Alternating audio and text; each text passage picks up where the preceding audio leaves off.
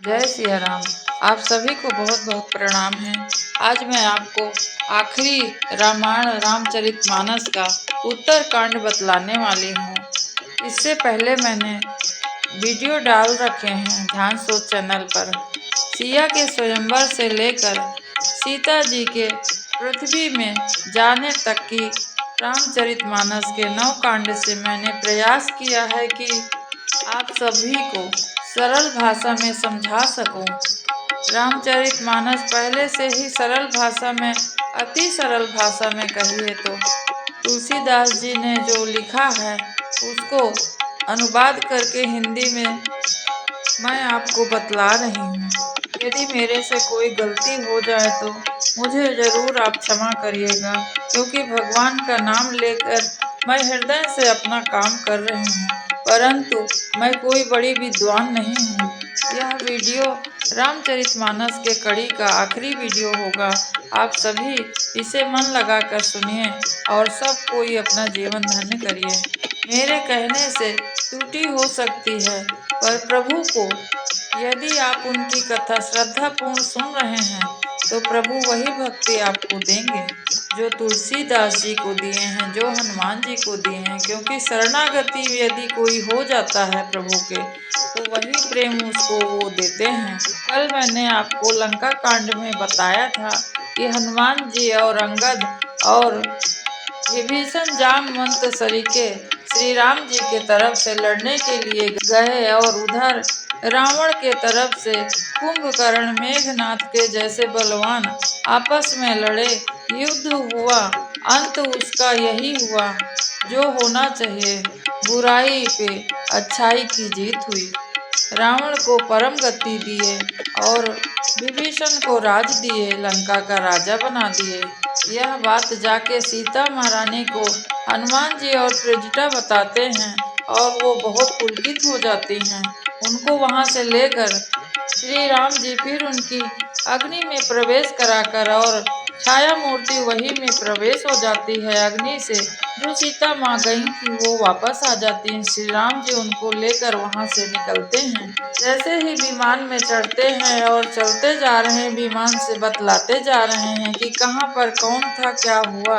यह सब बात करते हुए विमान आगे आकर डंडक वन में वापस उतरा और वहां पर सब ऋषियों से मिले। श्री राम जी को देखते ही सब ऋषि हर्षित हो गए और सब प्रणाम किए ऋषि और उनको आशीर्वाद दिए श्री राम जी। इसके बाद वो चित्रकूट गए। चित्रकूट से वो आगे बढ़े, यमुना जी का स्नान आदि करके प्रयागराज गए। प्रयागराज में भी उन्होंने स्नान किया और सीता महारानी बड़ी प्रफुल्लित हो रही हैं अपने स्वामी के साथ। इसके बाद वे सिंहवेरपुर घाट गए और गंगा के किनारे उतरे और कहते हैं कि हे हनुमान, तुम जाकर अयोध्या में चुप से जाना और भरत को कहना कि तुम्हारे भाई आ गए हैं।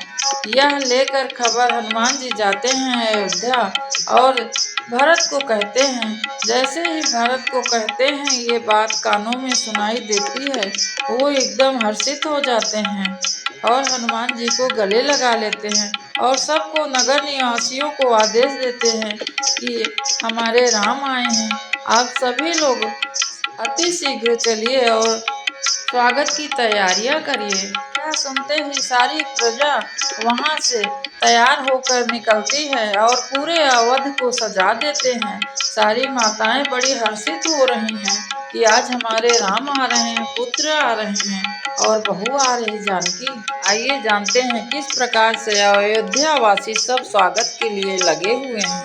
सजा दो घर को गुलशन साय, अवध में राम आए हैं। सजा दो घर को गुलशन साय, अवध में राम आए हैं। अवध में राम आए हैं, अवध में राम आए हैं। लगे कुटिया भी महलों सी, लगे कुटिया भी महलों से, अवध में राम सजा दो घर को गुलशन सा, मेरे श्री राम आए हैं। पखारो इनके चरणों को, बहाकर प्रेम की गंगा। पखारो इनके चरणों को, बहाकर प्रेम की गंगा। बहाकर प्रेम की गंगा, बहाकर प्रेम की गंगा। बिछा दो अपनी पलकों को, मेरी सरकार आए हैं। बिछा दो अपनी पलकों को, मेरे सरकार आए हैं। सजा दो घर को गुलशन सा, अवध में राम आए हैं। तुम आकर फिर नहीं जाना, मेरी इस सोनी दुनिया से। तुम आकर फिर नहीं जाना, मेरी इस सोनी दुनिया से। मेरी इस सोनी दुनिया से। रहो हरदम हृदय मेरे, रहो हरदम हृदय मेरे, मेरी सरकार आए हैं। सजा दो घर को गुलशन सा, अवध में राम आए हैं। इस प्रकार सारे अयोध्या वासी अपने अपने घरों को सजा रहे हैं। आज हमारे राम आए हैं, ऐसा सोचकर उनका हृदय प्रफुल्लित हो रहा है। भरत सहित सारे अयोध्या वासी उनके स्वागत में आगे बढ़ रहे हैं। आइए आज उत्तर कांड की ओर चलते हैं। ये आखिरी कांड है रामायण रामचरितमानस का। बोलिए राजा रामचंद्र की जय, माता जानकी की जय, शिवाय नमः। हनुमान जी से भरत मिलते हैं और उनसे कहते हैं, हे हनुमान, कभी आपको देखे हो कि भगवान श्री राम जी मुझे दास की तरह स्मरण करते हैं। भरत के अत्यंत नम्र वचन को सुनकर हनुमान जी पुलकित शरीर से कहते हैं, हनुमान जी कहते हैं, हे नाथ, आप श्री राम जी को प्राणों के समान प्रिय हैं। हे तात, मेरा वचन सत्य है। यह सुनकर भरत जी बार बार मिलते हैं। हृदय में अपने उनके हर्ष नहीं समाता है। जो जिस दशा में है, सुनते ही प्रभु आए हैं, सब दौड़ पड़े हैं।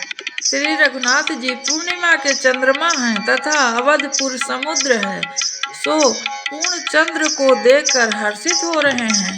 वे अपने साथ लाए विभीषण को कहते हैं कि विभीषण सुनो, यह पुरी बड़ी पवित्र है, यह देश बड़ा सुंदर है। यद्यपि सबने वैकुंठ की बड़ाई की है, यह वेद पुराण में प्रसिद्ध है और जगत जानता है, परंतु अवधपुरी के समान मुझे वह भी प्रिय नहीं है। यह बात कोई कोई ही जानते हैं। यहाँ के निवासी मुझे बहुत प्रिय हैं। यह पूरी सुख की राशि और मेरे परम धामों को देने वाली प्रभु की वाणी सुनकर सब वानर सहित विभीषण बड़े हर्षित हुए। इधर विमान से उतरकर प्रभु ने पुष्पक विमान से कहा कि तुम अब कुबेर के पास जाओ। श्री राम जी की प्रेरणा से वह चला गया। स्वामी के पास जाने का हर्ष भी और प्रभु के श्री राम जी से अलग होने का दुख भी है उसको।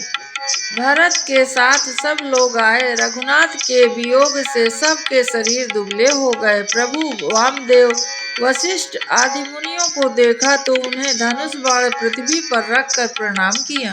धाई धरे गुरु बचने सरोवर, अनुज सहित अति पुलक तन रहु। भेटी कुशल बूझी मुनि राया, हमरे कुशल तुम्हारे दाया। कहे भरत पुनि प्रभु पद पंकज, नमत जिनहि सुर मुनि शंकरज। अरे भूमि नहीं उठते उठाए, बर करी कृपा सिंदूर लाए।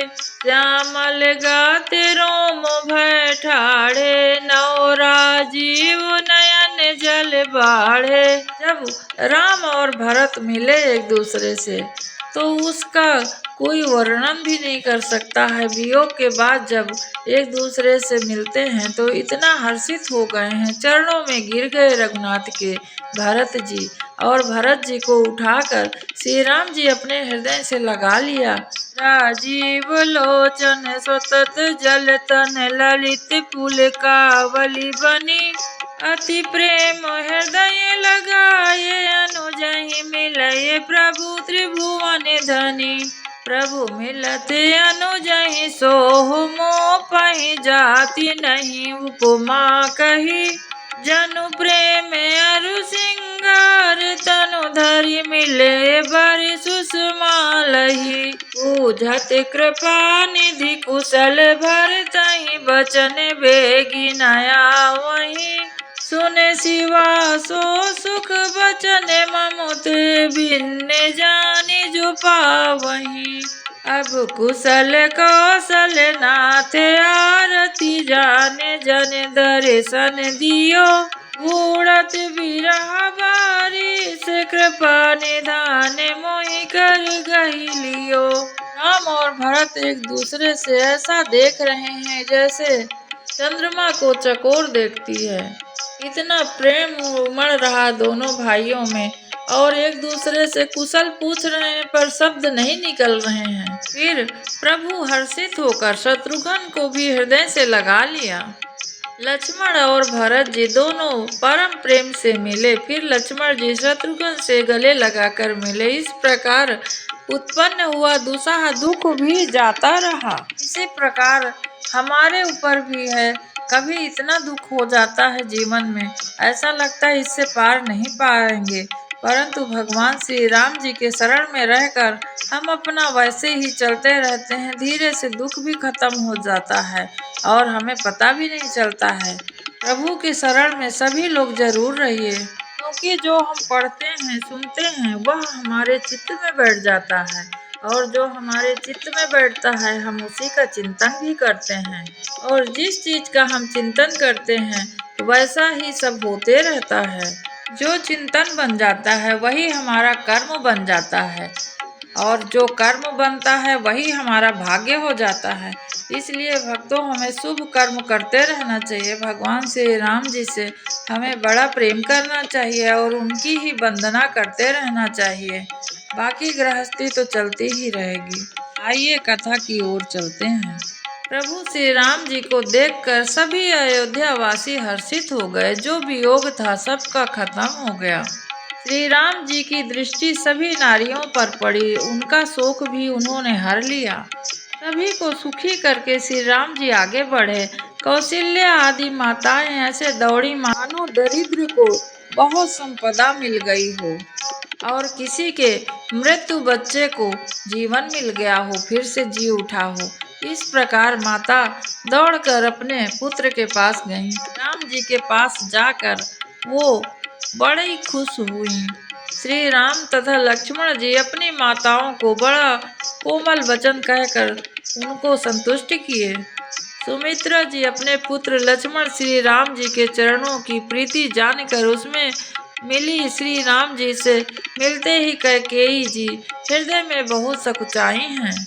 लक्ष्मण जी भी सब माताओं से मिलकर आशीर्वाद पाकर हर्षित हुए। कैकेयी जी से बार बार मिले, परंतु उनके मन में क्षोभ है और अभी जा नहीं रहा है।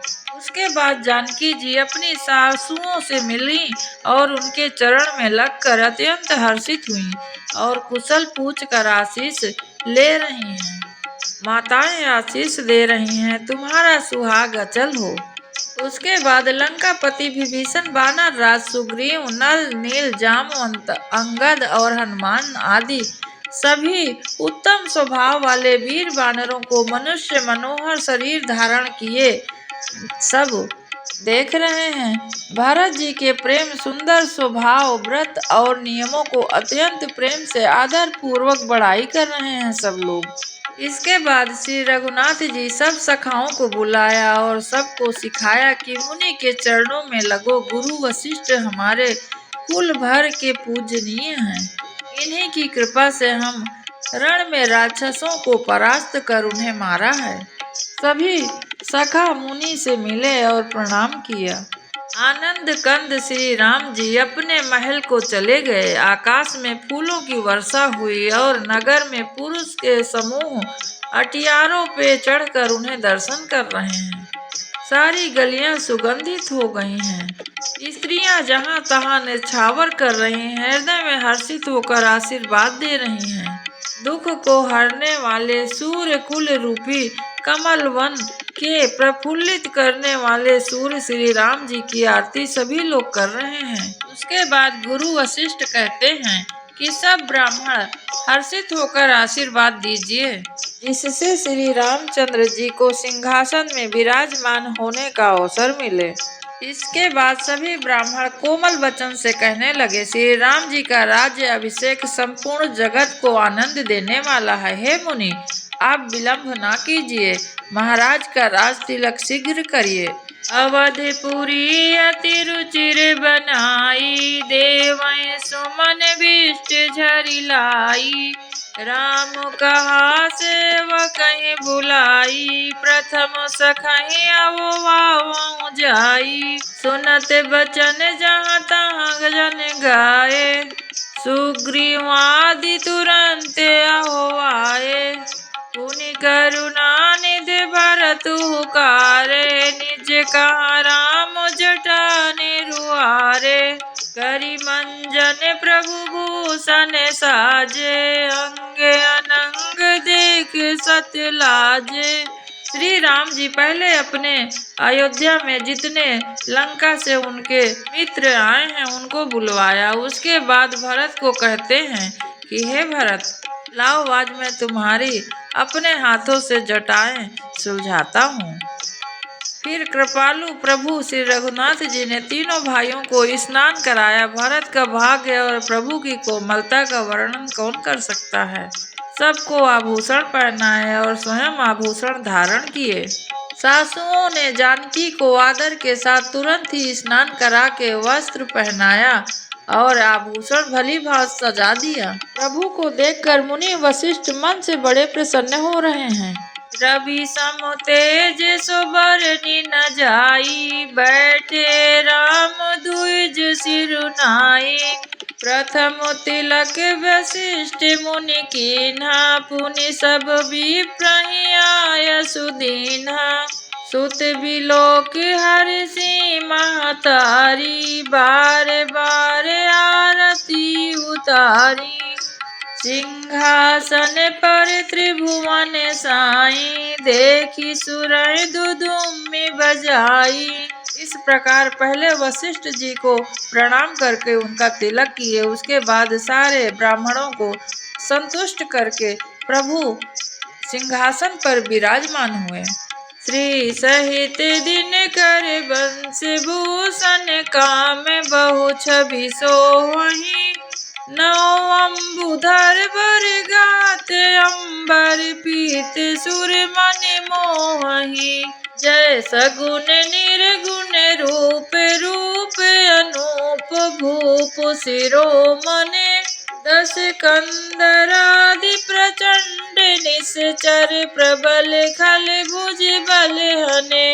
अवतार नर संसार भार, विभंजि दारुण दुख दहे।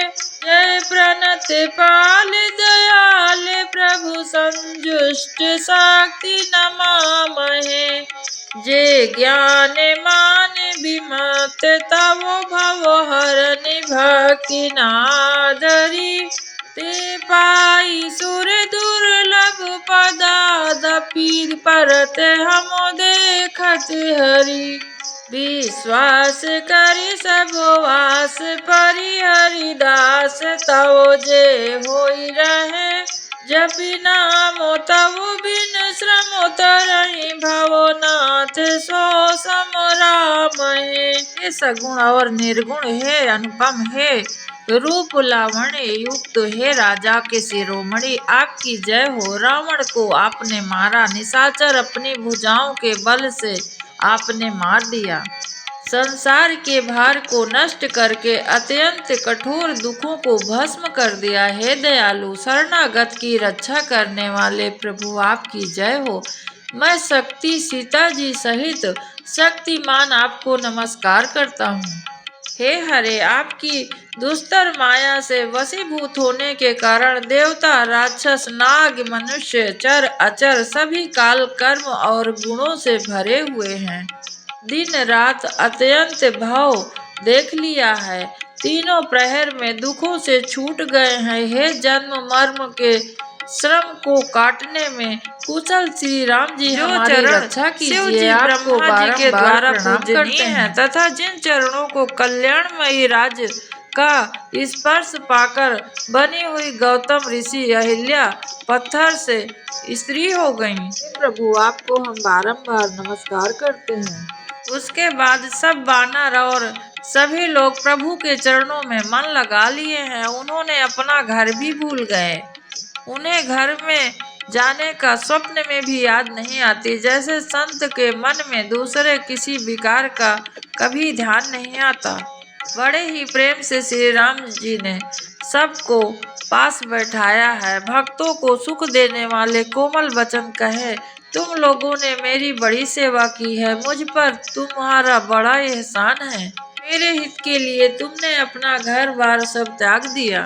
सारा संसार मुझे प्रिय है, परंतु तुम्हारे समान कोई नहीं। परंतु हे सखा गण, अब आप लोग अपने अपने घर जाइए। नियम से मुझे भजते रहना। मैं सदा सर्वव्यापक और सबका हित करने वाला जानकर मुझमें सदा अपना मन लगाए रहना।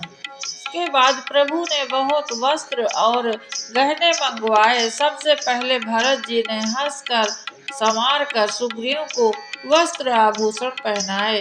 उसके बाद लक्ष्मण जी ने विभीषण को पहनाए। इसके बाद सबको विदा किया। सिर झुकाकर सबने नेत्रों में जल भरकर हाथ जोड़कर वहां से वे सब चले गए। नागभुसुंडी कहते हैं कि हे पक्षीराज सुनिए, श्री राम जी के राज्य में जड़ चेतन सारे जगत का काल, कर्म, स्वभाव और गुणों से उत्पन्न हुए दुख किसी को भी नहीं होते थे। अयोध्या में श्री रघुनाथ जी 7 समुद्रों की मेखला वाली पृथ्वी एकमात्र राजा हैं, जिसकी एक एक रोम में अनेक ब्रह्मांड है। उनके लिए 7 दीपों की यह प्रभुता कुछ अधिक नहीं है।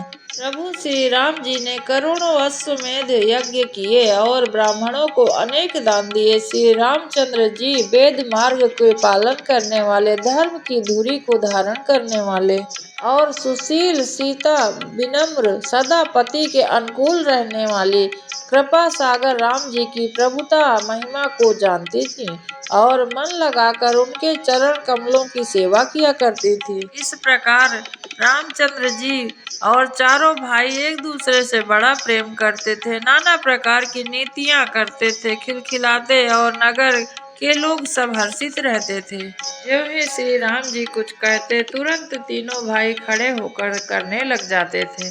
बड़े कुशल पूर्वक से रह रहे थे। स्वयं लक्ष्मीपति भगवान जहाँ राजा हूँ उस नगर का कहीं वर्णन किया जा सकता है। 8 सिद्धियां और समस्त सुख संपत्ति अयोध्या में छा रही है। काल रूपी भयानक सर्प के भक्षण करने वाले श्री राम रूप गरुण को भजो और निष्काम भाव से प्रणाम करते रहो। इस प्रकार नगर के स्त्री पुरुष श्री राम जी का गुणगान करते हैं और कृपा निधान श्री राम जी सदा सब पर अत्यंत प्रसन्न रहते हैं। भरत सहित राम एक बारा, संग परम प्रिय पवन कुमारा, सुंदर उपवन देखन गए सब तरु कुसुमित पल्लव नए, कीन दंडवत तीनों भाई, सहित पवन सुत सुख अधिकाई, मुनि रघुपति छवि अतुल बिलोकी, भय मगन मन सके न रोकी, श्यामल गात सरोवर लोचन, सुंदरता मंदिर भव मोचन। एक बार राम लक्ष्मण भरत और शत्रुघ्न और हनुमान जी ये सब गए मुनियों के यहाँ। उनको देखकर मुनि बड़े प्रसन्न हुए। वो देखते ही रह गए प्रभु को। वे प्रभु के श्री मुख से वाणी सुनना चाहते थे, जिसे सुनकर सारे भ्रम का नाश हो जाता है। अंतर्यामी प्रभु सब जान गए और पूछने लगे, कहो हनुमान, तुम क्या सुनना चाहते हो? तो सभी की तरफ से हनुमान जी हाथ जोड़कर कहते हैं कि हे नाथ, भरत जी कुछ पूछना चाहते हैं, पर प्रश्न करने में मन में बड़ा सकुचा रहे हैं। हनुमान, तुम तो मेरा स्वभाव जानते हो। भरत के और मेरे बीच में कभी कोई अंतर नहीं है। प्रभु के वचन सुनकर भरत जी ने उनके चरणों में प्रणाम करके कहा, हे नाथ, शरणागत के दुख को हरने वाले सुनिए। मुझे कुछ संदेह है और स्वप्न में भी शोक और मोह है। हे कृपा, मैं आपके आनंद के समूह, यह केवल आपकी ही कृपा का फल है। कृपा निधान मैं आपसे एक दृढ़ता कहता हूँ। सेवक हूँ और आप सेवक को सुख देने वाले हैं। मेरी दृढ़ता को क्षमा कीजिएगा। मेरे प्रश्न का उत्तर देकर मुझे सुखी करिए। और वेद पुराण में संतों की महिमा बहुत प्रकार गाई गई है। आपने भी श्री मुख से उनकी बहुत बड़ाई की है और उन पर प्रभु प्रेम भी बहुत है आपका, परंतु मैं उनका लक्षण सुनना चाहता हूँ। आप कृपा करके मुझे कहिए। श्री राम जी कहते हैं, कोमल चित दीन परिदाया, मन बच क्रम मम भगति अमाया, सबहि मान प्रद आपो अमानी, भरत प्राण सम मम ते प्राणी, ए सब लक्षण बसहि जासि उर, जाने तात संत संतन पुर, समुदम नियम नीति नहीं डोले, परसु बचन कबहु नहीं बोले। आगे कहते हैं श्री राम जी की, अब असंत जो संत नहीं है उसकी भी मैं आपको पहचान कराता हूँ भरत। सुनहु असंतन केरे स्वभाव, भूलहु संगत करहि न काहू, तिनकर संग सदा दुखदाई, जिम कपिलहि घालहि हरहाई, काम क्रोध मद लोभ परायण, निर्दय कपटि कुटिल मलायन, वयरु अकारण सब काहू सो, जो कर हित अनहित ताहू सो, झूठ ही लेना झूठ ही देना, झूठ ही भोजन झूठ चबैना, बोले मधुर बचन जिमि मोरा, खाई महायधि हृदय कठोरा, लोभहि ओढ़न लोभहि डासन, त्रिदोदर पर जमपुर त्रासन, काहू की जो सुनिए बढ़ाई, श्वास ले जनु जूड़ी आई। राम जी भरत जी और हनुमान जी को कहते हैं कि मैं असंत की भी तुमको पहचान बतला देता हूँ, जिसके हृदय में बड़ा संताप होता है, जो दूसरों को देखकर हमेशा डाह करता है, जलन करता है, उससे ईर्ष्या करता है और झूठ बोलता है। 24 घंटे में 24 बार झूठ बोलते रहता है और पराई स्त्री पराये धन पर ही उसकी आंखें रहती हैं और पराई निंदा में ही वो आसक्त रहता है। इस प्रकार के संत असंत होते हैं। इस प्रकार हनुमान जी से भरत जी से कहते हुए श्री राम जी सभी मनुष्य को समझा रहे हैं। रामचरितमानस में आगे सिर्फ यही दिया हुआ है कि किस प्रकार से भक्ति करना है। भगवान के बहुत बल देकर कह रहे हैं तुलसीदास जी कि किस प्रकार से भगवान में अपना मन लगाना चाहिए। और दूसरे वाल्मीकि रामायण में लवकुश और सीता माता को वन में निकालने की कथा है। परंतु इसमें नहीं है। मुझे ऐसा लगता है कि श्री रघुवीर से इतना प्रेम करते थे तुलसीदास जी कि यह चरित आगे नहीं लिख पाए। उनके इतना मन में वो था, प्रेम था भगवान के प्रति कि यह शब्द ही नहीं लिख पाए हैं कि राम जी धोबी के कहने से नगर से सीता महारानी को निकाल दिए हैं। रघुनाथ जी का बड़ा प्रेम है तुलसीदास जी को। इस उत्तरकांड में सिर्फ भक्ति का ही बताए हैं, परंतु सीता माता गई हैं वन और वहां पर वाल्मीकि रामायण में यह दर्शाया गया है कि सीता माता बन जाती हैं और वहां वाल्मीकि आश्रम में वो रहती हैं और उनके दो पुत्र लव व कुश दो भाई होते हैं। वे बड़े होते हैं और अपने माता उनको बहुत प्रकार से पालन पोषण करती हैं और श्री राम जी एक अश्वमेध यज्ञ करना चाहते हैं। उसके लिए पहले घोड़ा डाला जाता है कि वह पूरे संसार में घूम के आए। यदि कोई घोड़ा को बांध लेता है तो उसे युद्ध करना होता है। श्री राम जी उस घोड़े को छोड़ देते हैं तथा लव व कुश उस घोड़े को पकड़ लेते हैं। इस प्रकार आपस में युद्ध होता है। हनुमान जी और लव कुश और बहुत प्रकार से इधर सब लोगों की युद्ध होता है। सब लोग हार जाते हैं लव कुश से और फिर श्री राम जी के पास वो जाते हैं। श्री राम जी विचार करने लगते हैं कि कौन हो सकता है ऐसा योद्धा जो मेरे वीरों को हरा सकता है और उनको बुलाते हैं और यज्ञ करने के लिए जब सीता जी नहीं होती हैं तो उनकी छाया मूर्ति उन्होंने सोने से बनवाकर अपने पास में ठाकर यज्ञ करवाते हैं और इसके बाद माता सीता इस दुख से दुखी होकर और पृथ्वी से हाथ जोड़कर प्रार्थना करती हैं कि हे माँ, मुझे अब अपने आप अंदर समाहित कर लो और पृथ्वी वहाँ फट जाती है और माता समाहित हो जाती हैं। यह सिर्फ मनुष्य लीला हमारे लिए उन्होंने की है क्योंकि हम अपने आप को सब दुख और सुख को समझ सकें। बाकी माता का लक्ष्मी स्वरूप है वो, उनको ना दुख होता है ना सुख होता है, ना ही किसी प्रकार के भव बाधा हो सकता है। वो तो सदा सर्वदा अपने लक्ष्मी जी नारायण के साथ ही विराजमान होती हैं। इसके बाद 11,000 वर्ष तक श्री राम जी वहाँ अयोध्या में राज करते हैं और बहुत प्रकार से सभी प्रजा को सुख पहुँचाते हुए उसके बाद वो वैकुंठ को लेकर चले जाते हैं सभी प्रजा को। कथा बताते समय यदि मेरे से छोटी बड़ी कोई भी भूल हुई हो तो मुझे क्षमा करिएगा क्योंकि संपूर्ण शास्त्र मैं भी नहीं पढ़ी हूँ। सभी रामायण में अलग अलग तर्क दिया हुआ है। आज के लिए बस इतना ही। आप सभी को बहुत बहुत धन्यवाद रामायण रामचरितमानस को सुनने के लिए। सभी श्रोताओं को मैं एक बार पुनः धन्यवाद करती हूँ और अपनी वाणी को विराम करती हूँ। जय सिया राम।